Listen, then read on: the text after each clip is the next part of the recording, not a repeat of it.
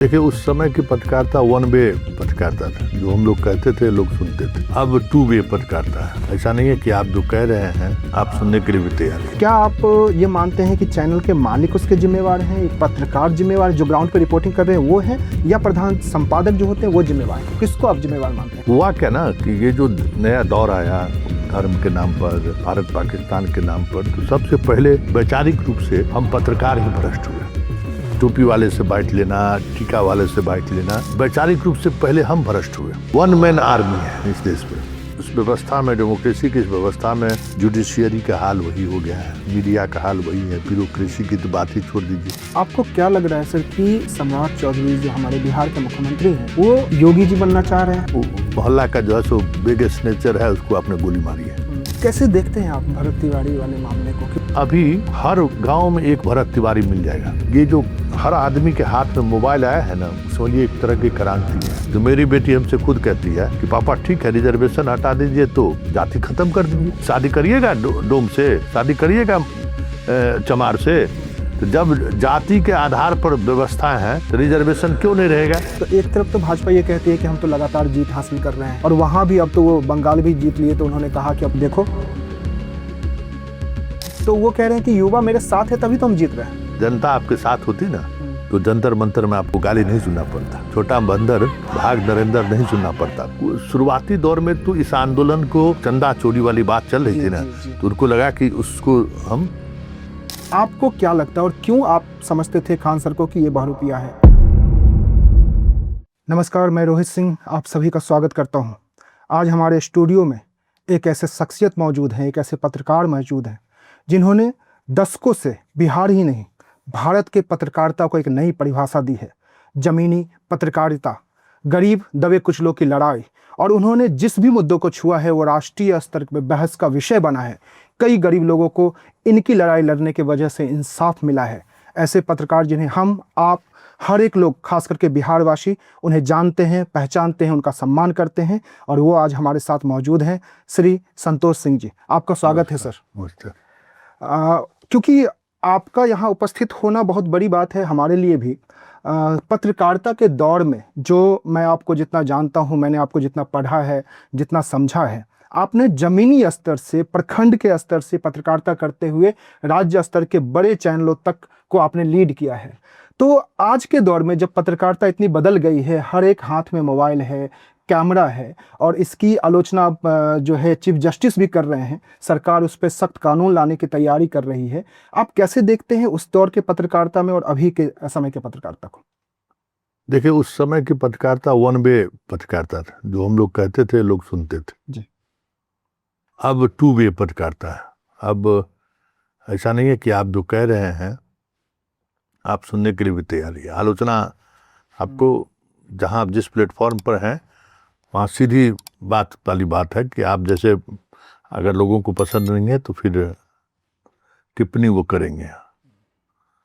देखिए, पत्रकारिता अभी जो आंदोलन हुआ है वो तो दिखाई दिया जी। कि अब ना बड़े चैनल की जरूरत है किसी आंदोलन को सफल होने के लिए, ना किसी बड़े अखबार की जरूरत है।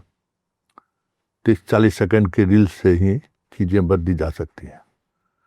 इसलिए इस आंदोलन ने पूरे पत्रकारिता के आयाम को ही बदल दिया है। अब वो स्टूडियो वाली पत्रकारिता, वो बड़े चैनल, वो लोगो लेके लोग जाते, वो दौर भी हम लोग देखे हैं कि अगर कल कोई आंदोलन हो रहा है तो आज से ही उस आंदोलन के में शामिल होने वाले जो बड़े चेहरे होते थे वो खुद ऑफिस में आकर निमंत्रण देते थे कि भाई आइए आप हमारे इसको कवर कीजिए। हालांकि इसके लिए खुद हम लोग ज़्यादा जिम्मेवार हैं। हम लोगों ने वो पत्रकारिता छोड़ दी। कभी प्रोटेस्ट में पब्लिक हम लोगों के साथ कभी मिसबिहेव नहीं किया। जी, मैं वही पूछ रहा था। पब्लिक हमेशा सम्मान करता है। आज जो हुआ, आप क्योंकि बड़े पत्रकार रहे हैं, आपने चैनल चलाया भी है, तो हर तरह का अनुभव आपके पास है सर। तो जिस तरह की स्थिति आज बनी, तो क्या आप ये मानते हैं कि चैनल के मालिक उसके जिम्मेवार हैं, पत्रकार जिम्मेवार जो ग्राउंड पे रिपोर्टिंग कर रहे हैं वो है, या प्रधान संपादक जो होते हैं वो जिम्मेवार है? किसको आप जिम्मेवार मानते हैं? देखिए, इस दौर में मान लीजिए कि पत्रकार बहुत सारी चीज़ों पर एक स्वतंत्र राय रखते थे पहले भी। एडिटर से भी बहस होता था लोगों का, और मैनेजमेंट भी जो है पत्रकार को सीधे तौर पर डिक्टेट नहीं करता था, थोड़ा एक मर्यादा का ख्याल रखते थे वो लोग भी। कोई पत्रकार है, थोड़ा एडिटर भी थोड़ा मालिक के सामने इस तरीके से लेटते नहीं थे कुछ चीज़ों को, और मालिक भी उस मर्यादा का ख्याल रखते थे। हुआ क्या ना कि ये जो नया दौर आया धर्म के नाम पर, भारत पाकिस्तान के नाम पर, तो सबसे पहले वैचारिक रूप से हम पत्रकार ही भ्रष्ट हुए। जी। हम लोगों ने उस धारा को स्वीकार कर दिया। हमको लगा कि क्योंकि अखबार और चैनल सभी जगह हम लोगों ने काम किया, सीधा फंडा था कि भाई अगर दलितों पर अत्याचार हो तो हमें प्रमुखता से खबर छापनी है, दिखानी है। कॉमनल अगर हुआ तो हम लोग नाम नहीं दें, उससे कॉमनल टेंशन बढ़ सकता है, भड़क सकता है। तो उसको तो मालिक थोड़ी कहा तोड़ने के लिए, उसको हम लोगों ने तोड़ा। टोपी वाले से बाइट लेना, टीका वाले से बाइट लेना, वैचारिक रूप से पहले हम भ्रष्ट हुए।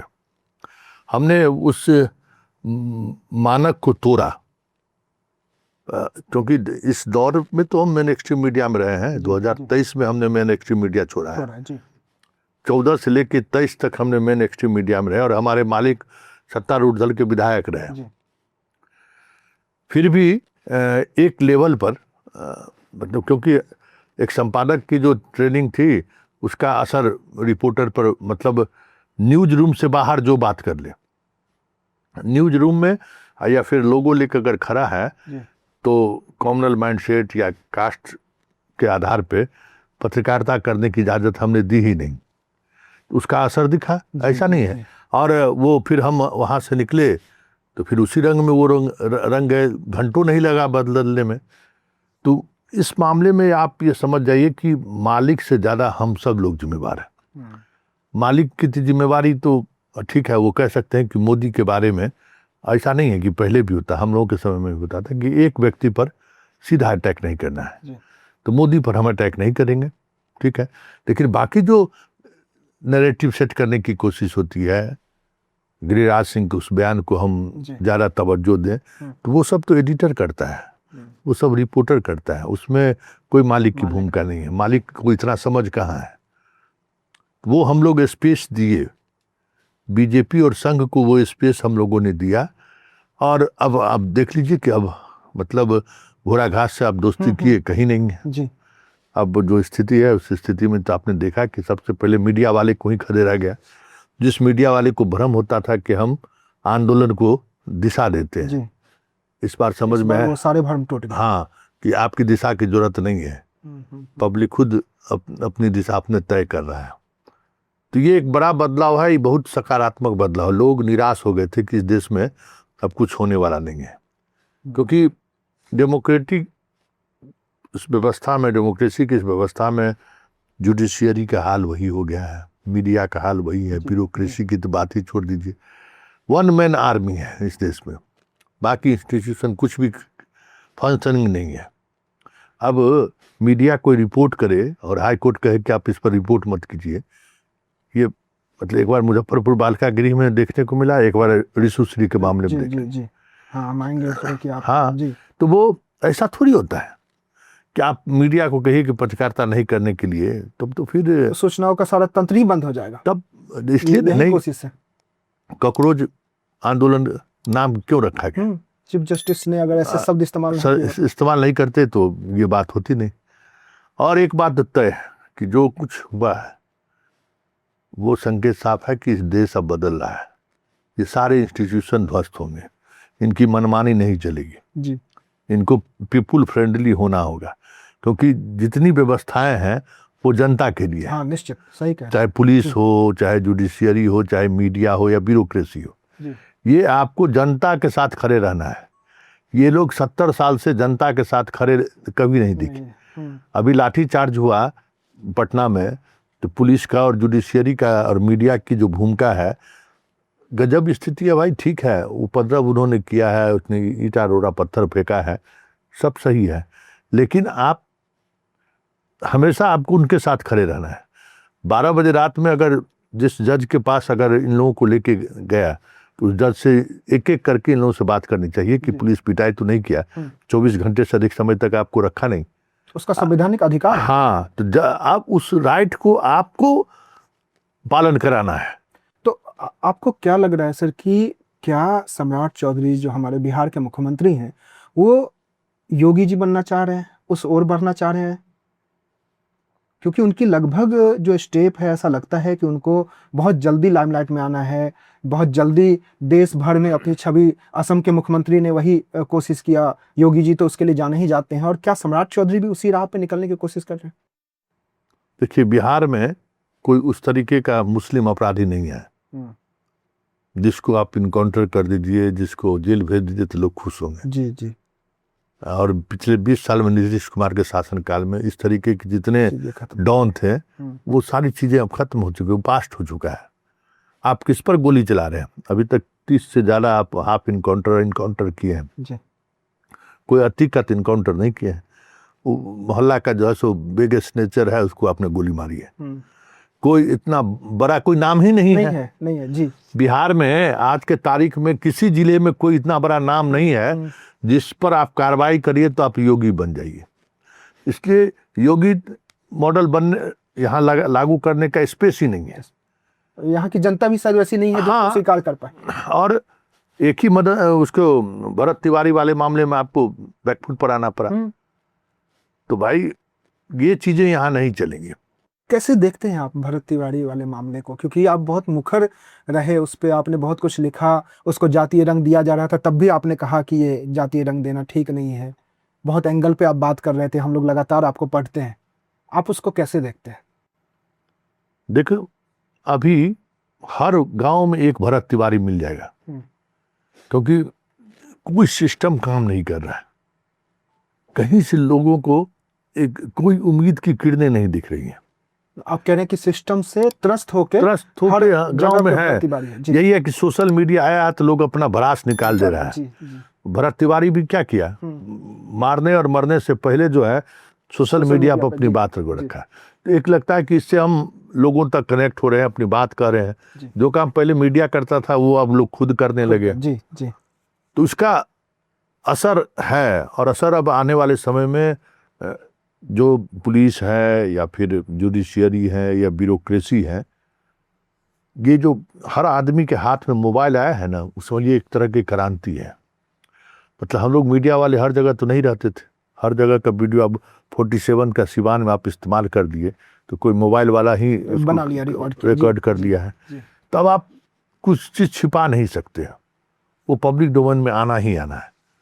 तो अब आपको बदलना होगा, पुलिस को बदलना, अनकंफर्टेबल हो रहा है। हाँ, पुलिस को बदलना होगा, न्यायपालिका को बदलना होगा, मीडिया को बदलनी होगी, सारे जितने लोकतंत्र के स्तंभ है। अब मोदी जी को क्यों इंस्टाग्राम पाना पड़ा? कि जिस तरीके से चीजों को वो देख रहे थे ना, उनको लग रहा था ना कि दुनिया व्हाट्सएप है, दुनिया फेसबुक है, दुनिया यूट्यूब है। लेकिन एक पूरी दुनिया, आज से 2 महीना पहले हमने एक स्टोरी चलाई थी कि पूरा युवा इंस्टाग्राम पर शिफ्ट कर गया। आपने क्या? हाँ, और उस समय कि सबको लग रहा था क्या हम कह रहे हैं, और उसी समय हमने देखा था कि युवा की एक्टिविटी इंस्टाग्राम पर एक अलग तरीके का। अब आंदोलन का स्वरूप बदल चुका है, अब आंदोलन मस्ती का है। हम मस्ती रहते हुए अपनी बात, और बहुत ही कम शब्द में कितना प्रभावी बात कह सकते हैं, ये तरीका आज के जैन जी ने सीख लिया है। इसके लिए नेता को तैयार होना होगा, इसके लिए सिर्फ ये बाकी नहीं, नेता को भी तैयार होना होगा। सम्राट चौधरी जिस ड्रेस में पहनकर निकलते हैं ना, आज की युवा पीढ़ी उस ड्रेस को पसंद नहीं करता है। उनकी अलोकप्रियता की वजह यह भी है कि आपको अपडेट रहना होगा। मोदी इतनी गाली सुने हैं इसलिए कि वो आज की पीढ़ी को तक अपने आप को कनेक्ट नहीं कर पा रहे हैं। आप इंस्टाग्राम पर आ गए तो इसका मतलब ये नहीं है कि आप उनसे कनेक्ट कर गए। इंस्टाग्राम पर जिस तरीके के लोग हैं, बच्चे हैं, उसकी मानसिकता को समझना होगा। हम लोग तो मानते हैं कि हर पीढ़ी को देखें और सोशल मीडिया के सहारे आज की पीढ़ी को भी देख रहे हैं। पिछले 2 वर्षों से हम स्टूडेंट के बीच और शिक्षक के बीच काम कर रहे हैं। ये नया मेरा डोमेन है, तो वो बदलाव हम हर दिन महसूस करते हैं। वो सवाल का तरीका उसका अलग है, वो हम लोगों के ज़माने का या बीच के दौर का मोदी ज़माने के लोगों का वो तरीका नहीं है। अब हिंदू मुस्लिम से बाहर की बात हो रही है, आज ही की बात बता रहे हैं। अब एक नया चला है कि रिजर्वेशन हटाइए, तो मेरी बेटी हमसे खुद कहती है कि पापा ठीक है रिजर्वेशन हटा दीजिए तो जाति खत्म कर दीजिए, शादी करिएगा डोम से, शादी करिएगा चमार से। तो जब जाति के आधार पर व्यवस्था है तो रिजर्वेशन क्यों नहीं रहेगा? अब बताइए कि वो जैन जी जो है वो इस तरीके से सोच रहा है कि जाति है तो रिजर्वेशन रहेगा, क्योंकि जाति में जो है उसके साथ अन्याय जुर्म हो रहा है जी। तो ये इस जनरेशन को आप उस आधार पर भी बांट नहीं सकते हैं और धर्म के आधार पर भी नहीं बांट सकते। ये एक ऐसा जनरेशन है, मतलब आपको परफॉर्म करना पड़ेगा, परफॉर्म नहीं किए नहीं टिकिएगा। बहुत सालों तक आप प्रचार टेक्नोलॉजी से नहीं चलने वाले। नहीं, क्योंकि आपको अब रिजल्ट देना होगा, रिजल्ट नहीं दिए तो फिर तो जैसे कि जो परिस्थिति है, राजनीतिक परिस्थितियां हैं, तो एक तरफ तो भाजपा ये कहती है कि हम तो लगातार जीत हासिल कर रहे हैं, और वहां भी अब तो वो बंगाल भी जीत लिए, तो उन्होंने कहा कि अब देखो जहां पे हर लोग कह रहे थे कि हम हारेंगे, हम वहां भी जीत ले। तो वो कह रहे हैं कि युवा मेरे साथ है तभी तो हम जीत रहे हैं। ये आंदोलन दिखा दिया कि आप ग्रेव करके जीत रहे हैं। जनता आपके साथ होती ना तो जंतर मंतर में आपको गाली नहीं सुनना पड़ता, छोटा बंदर भाग नरेंद्र नहीं सुनना पड़ता आपको। और वो कोई ऐसा नहीं है असम के आप ही की पार्टी के मंत्री की बेटी पहुंच गई, देवेंद्र फडणवीस की बेटी, महाराष्ट्र के मुख्यमंत्री सीएम की बेटी आ गई सामने। आप उन चीज़ों को समझ नहीं रहे हैं। आप जैसे चुनाव जीत रहे हैं ना, लोगों को वो जनरेशन आपको दिखा दिया कि आप चुनाव सही तरीके से नहीं जीत रहे, जनता आपके साथ नहीं है। मोदी का खासियत यही है कि इस चीज़ को वो भाप जाते हैं जी, इसीलिए हाँ उनको आना पड़ा। हाँ, वो समझ जाते हैं कि अब हमारे हाथ से चीजें निकल रही हैं। इस फील्ड के जो एक्सपर्ट उनके साथ हैं वो मोदी को हिंट कर देता है कि भाई अब आपके नियंत्रण से बाहर है। लेकिन आपको लग रहा है कि टाइमिंग इस बार गलत हुआ है प्रधानमंत्री जी का? किस चीज के लिए? जब वो इस तरह का निर्णय लिया, इस्तीफा दिलवाया, ये पहले भी कर सकते थे, तो उनका टाइमिंग गलत हुआ है। तब तक तो ये बहुत ही ज्यादा भड़क चुका था। नहीं, इनको लगता था कि इस तरीके का आंदोलन, इतना मेरे खिलाफ इस तरीके का माहौल नहीं है, इसीलिए उन्होंने परमिशन भी दे दिया जंतर मंतर पर। उनको लगा वो कुछ नहीं कुछ है ही नहीं, आएगा अपना कुछ दिन में। शुरुआती दौर में तो इस आंदोलन को जैसे चंदा चोरी वाली बात चल रही थी ना, तो उनको लगा कि उसको हम डाइवर्ट कर देंगे, हाँ डाइवर्ट हो जाए। तो शुरुआती समय में तो ये अपने लिए उनको लगा कि फायदा है, लेकिन जैसे जैसे धीरे धीरे चीजें बढ़ी ना, इनके भी हाथ से और जो आंदोलन को नेतृत्व करने वाले लोग थे उनके हाथ से भी ये आंदोलन निकल गया। जनता खुद अपने हाथों में आंदोलन ले लिया, उसके बाद तो फिर किसी के बस में कुछ रहा ही नहीं। तो जैसे सर ये जो आंदोलन है जैन जी ने उसको लीड किया, लेकिन आप जैसे पत्रकार जो जमीनी स्तर से और दशकों का अनुभव है, जैन जी को नहीं पता है कि इससे पहले कितने और इस्तीफा हुए हैं, खास करके रेलवे मंत्रालय में तो बहुत बार इस्तीफा हुआ है। उसके बाद क्या बदला और क्या नहीं बदला आपको ये पता है, क्योंकि आपने हर दौर को नजदीकी से देखा है। तो क्या आप ये मानते हैं कि ये इस्तीफा हो जाने से क्या सब कुछ बदल जाएगा, ठीक हो जाएगा, या इसके लिए कड़े कानून चाहिए? देखिए, उस दौर में इस्तीफा नैतिकता के आधार पर होता था जी। कोई घटना घटी उसकी नैतिक जिम्मेवारी लेते हुए। देखिए, ये जो इस्तीफा है ना ये इस्तीफा इस देश में पहली बार जनता के दबाव में किसी ने इस्तीफा दिया है जी जी। और मोदी टीम मोदी को अब आज ही जैसे धर्मेंद्र प्रधान आए तो सेलिब्रेट लोग कर रहे थे, समझ नहीं रहे हैं कि आप खतरा से खेल रहे हैं। ये आप जैन जी को मानसिकता को परखिए, वो परफॉर्मेंस ढूंढ रहा है, वो क्या परफॉर्मेंस देखिए। जाति धर्म मजहब पर जो पॉलिटिक्स होनी थी सब हो गई, अब ये पॉलिटिक्स नहीं चाहिए। और सरकार अगर इस पर सचेत नहीं हुई तो फिर जो हाल लोग कहते थे ना कि श्रीलंका और नेपाल वाली बात बेमानी है यहाँ चर्चा जी करना। जी जी दिखा दिया ना जिस तरीके से धर्मेंद्र प्रधान का इस्तीफा लिया उन लोगों ने। ये प्रधानमंत्री से कम बड़ा इस्तीफा नहीं है। धर्मेंद्र जी। प्रधान बीजेपी के बड़े बड़े लीडर हैं और ये 12 साल में जो है रिश्ता रहा। हाँ किसी ने मोदी को इस तरीके से झुकाया नहीं है। जी। और कहा ना कि झुकाने वाली होना चाहिए, हौसला होना चाहिए, हाँ। किसी को भी झुका सकते हैं। तो बस तो वो लोगों को समझ में आ गया है। तो हम लोग अब कुछ दिन पहले, मैं जैसे आपको फॉलो करता हूं, मैं देखता हूं, एक मामला बिहार में बहुत बड़ा मामला बना था। नीट की छात्रा के साथ जो दुर्व्यवहार हुआ, जिस तरह की घटनाएं घटी, बहुत ही निंदनीय कृत्य हुआ। हर एक मीडिया उसको अलग एंगल पे दिखा रहा था और आप एक अलग एंगल पे उसको दिखा रहे थे। और जब अंत में, वैसे अभी तो पूरा निर्णय नहीं आया, लेकिन जो अंत में सामने आया बहुत सारी बातें, वो वही हुआ जो आप दिखा रहे थे। अब जब दूसरी घटनाएं हाईलाइट है, वो कम हो गया है, फिर भी मैंने आपके फेसबुक को देखा कि आप अभी भी उस घटना को लेकर बात कर रहे हैं, आप अभी भी उस मुद्दे को जिंदा रखने की आखिरी सांस भर रहे हैं। आपको उसमें क्या और उम्मीद नजर आ रही है? देखिए, एक भीड़ तंत्र की जो प्रवृत्ति है ना जी। उससे तो आपको लड़ना पड़ेगा। जी। अब जितना गाली दे, जान से मारने की धमकी दे, तभी सोशल मीडिया आज जो इस मुकाम पर है, हमारे जैसे हजारों लाखों ऐसे लोग हैं जो भीड़ तंत्र से लड़ रहे हैं, सिस्टम से लड़ रहे हैं, वो तो लड़ना होगा। अब सब लोग 100-200 हजार आदमी किसी खास उद्देश्य के लिए अगर कुछ कर रहा है और आप भी उस पर शामिल हो जाइए, तब तो फिर जो सही चीजें हैं वो नहीं आएंगी। और अभी तो 2 वे कम्युनिकेशन है जी। तो ये सब चीजें चलेंगी, लेकिन अल्टीमेटली जो सत्य है वो सत्य आज न कल सामने आना ही आना है। अभी बिहार में एक बहुत चर्चा हुआ, हमको लगता है प्रधानमंत्री के किसी भी बातों के अलावा जो देश भर में सबसे ज़्यादा देखा गया, वो देखा गया फैजल खान और खान सर और रोशन यादव सर के बीच में।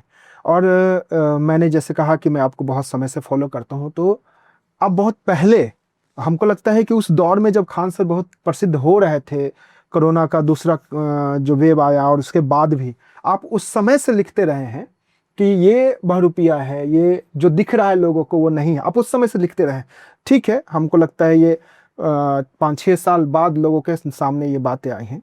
तो ये आपको क्यों लगता था उस समय से, और अभी आपको क्या लग रहा है कि खान सर जो भी कर रहे हैं, उनका एक पॉडकास्ट आया एक, और वहाँ पे वो उन्होंने दिखाया कि ये अपराधी है, पहले से उनके भाई पे बहुत सारा अपराध था, इनको नेपाल जाना चाहिए, ये अपना पब्लिसिटी कर रहे हैं। आपको क्या लगता है और क्यों आप समझते थे खान सर को कि ये बहरूपिया है?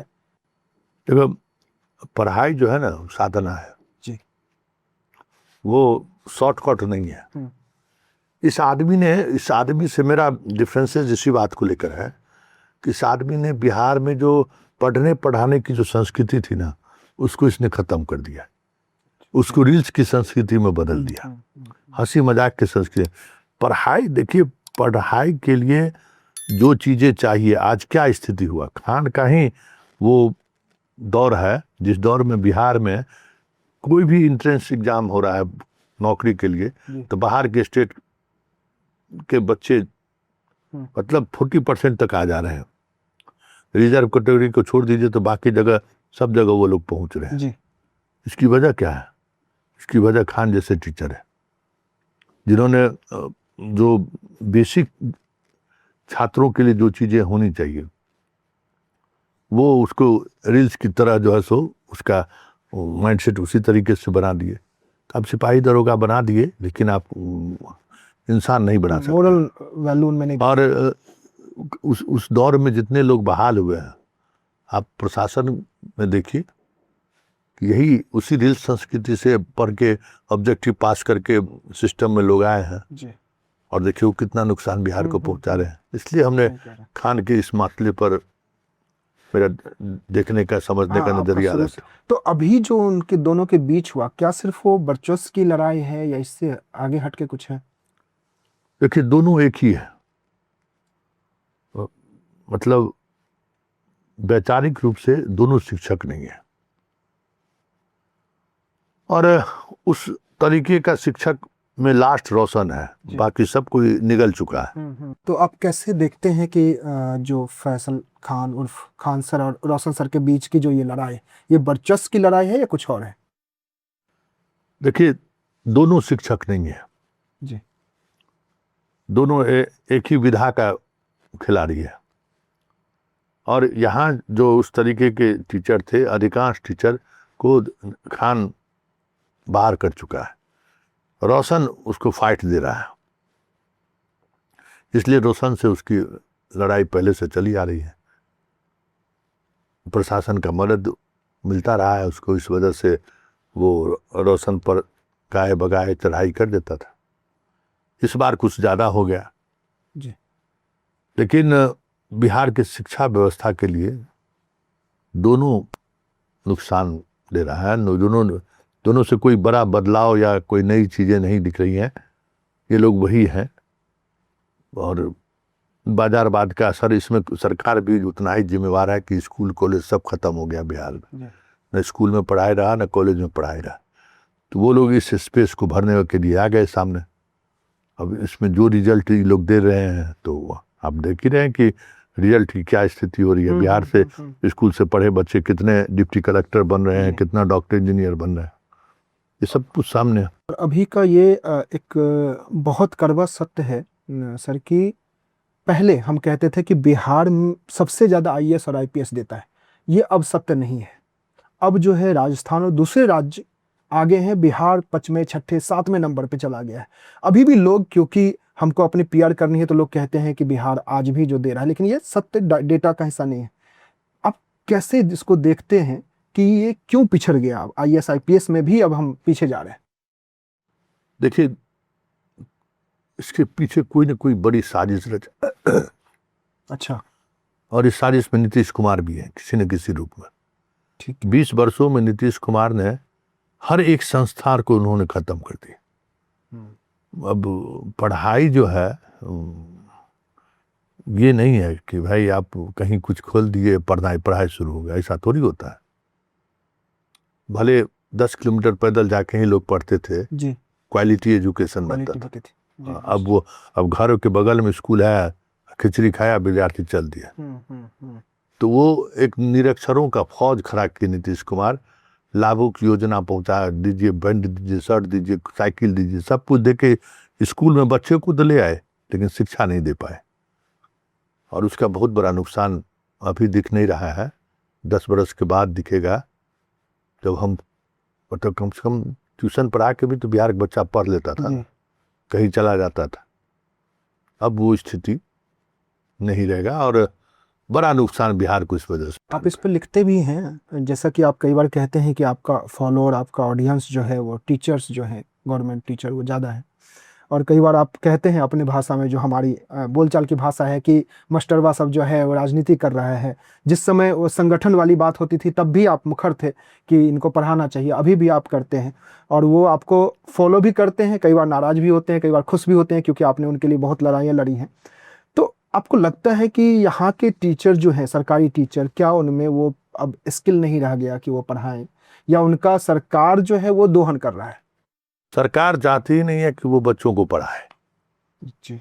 हाँ, वो चाहते ही नहीं है कि बच्चों को पढ़ाए। वो चाहता है कि वहाँ पॉलिटिक्स होता रहे, खिचड़ी खिलाता रहे, जो हम दे रहे हैं वो बांटता रहे, बस।